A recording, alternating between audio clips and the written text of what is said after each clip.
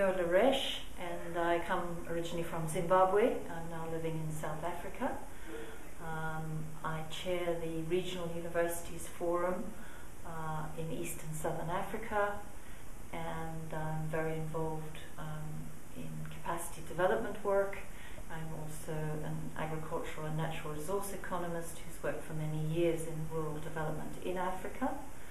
I'm not an ICT specialist, although I am here attending the ICT discussions on what role ICT can play or should play or does play in development.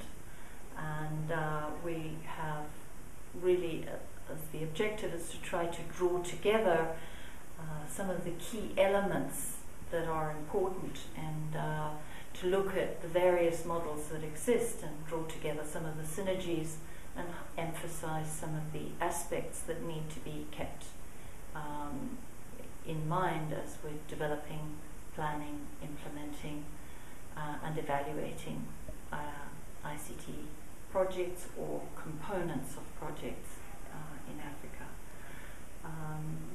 We have been broken into various groups. We have one group that has been looking at the kind of guiding principles and developing some sort of analytical overarching framework. We have another group that's looking more particularly at planning, one that's looking at implementation, and the group that I'm working with is looking at monitoring and evaluation. And as I said, we're using various existing models. We're not trying to specify any one particular model because different ones are applicable to different circumstances, but we're looking at some of the essential elements.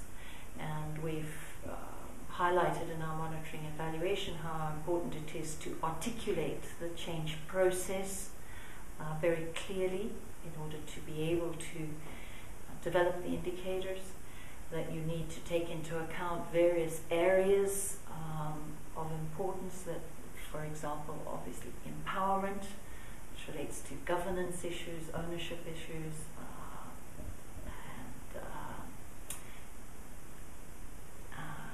the accountability.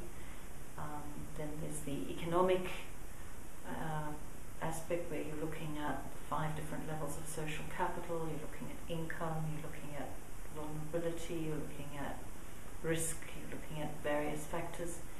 The whole equity area, which is very important, not just gender equity, not just pro-poor equity, but also various vulnerable groups, and also the role, because ICT has a very important role where it can either exacerbate inequities or help to address the inequities. And so what sort of factors that, in other words, that you need to take some of these factors into account. Also the other areas is the whole issue of social and cultural elements that are very important. And one aspect which is really important to keep in mind is the fun and the contribution to happiness. And